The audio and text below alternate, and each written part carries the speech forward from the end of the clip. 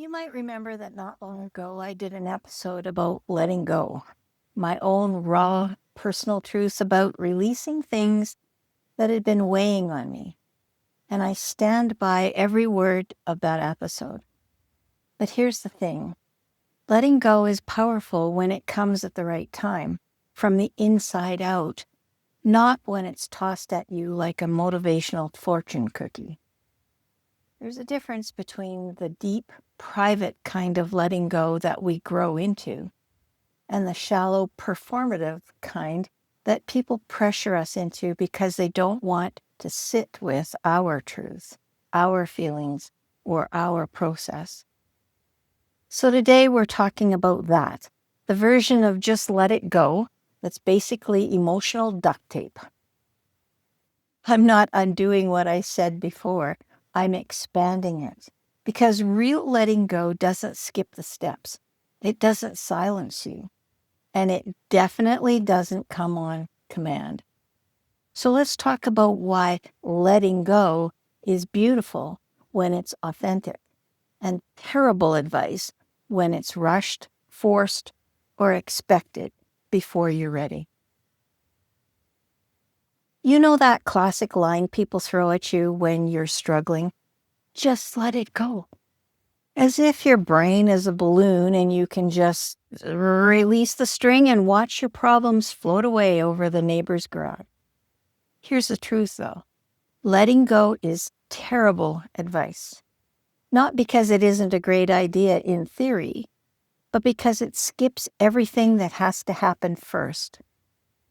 Most of the time when someone says, let it go, what they really mean is, please stop having feelings that make me uncomfortable. So today, we're going to talk about why this advice lands like a brick, what actually helps, and how to move forward without doing emotional gymnastics that nobody asked for. So, first topic is why just let it go doesn't work. Well, letting go presumes three things. One, you've processed the situation. Two, you've found meaning or closure. And three, you've reset your nervous system enough to move on. Sounds simple enough.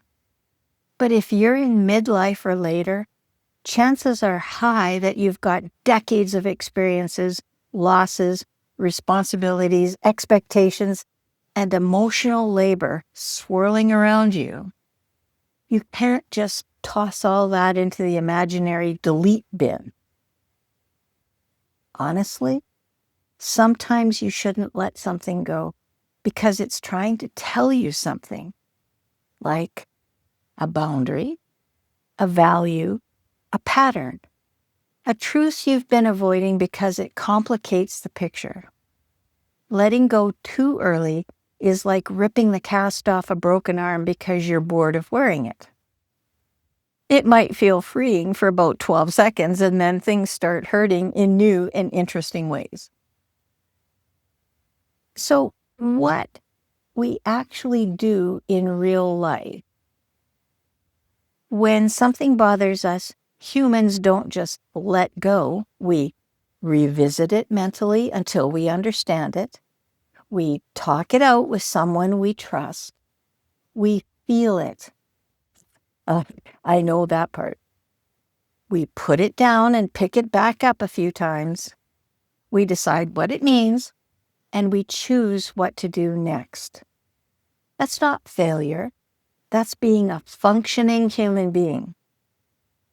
The kind of human being that you should instantly release something the moment it bothers you is emotionally unrealistic and, frankly, a bit dismissive. In midlife and later, especially, we're dealing with heavy, layered things like transitions and friendship changes and family dynamics, aging parents, career shifts, relationships evolving or even ending. These things don't just float away because Karen on Instagram said to release what no longer serves you. Bless her heart, but no. So what do we do instead of letting go? Well, let's talk about what actually works. 1. Process it. Gently, not obsessively. You don't have to dive into the emotional deep end, but you do need to wade in long enough to understand what's at stake. Ask yourself, what is this really about for me? Number 2, place a boundary, internal or external. Sometimes the solution isn't release, it's more like clarity. Here's what I will and won't participate in. That alone will help to quiet the noise. 3, park it. Don't delete it. Some things are too big to resolve in one chapter. Give yourself permission to put it on a shelf and revisit it when you actually have the capacity to do that. That's not avoidance. That's emotional project management. Number 4, replace the story. You can't let something go until you've replaced the meaning that it held.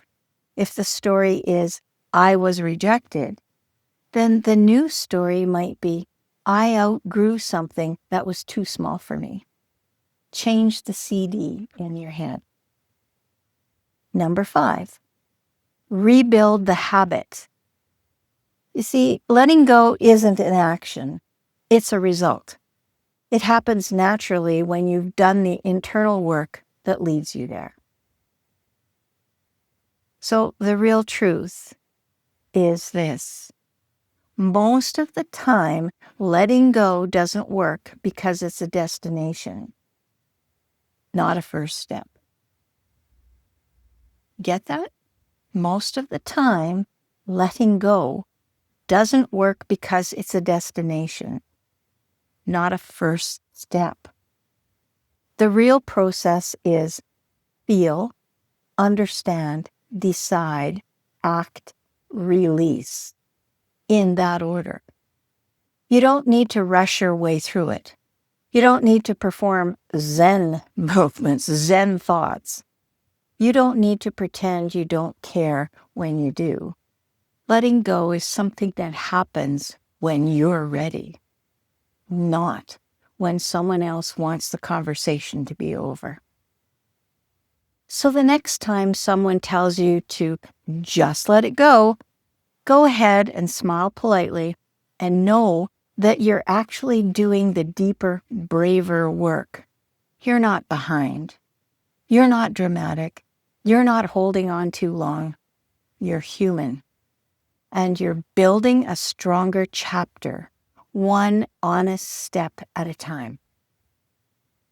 If this episode hit home for you, please make sure you follow along.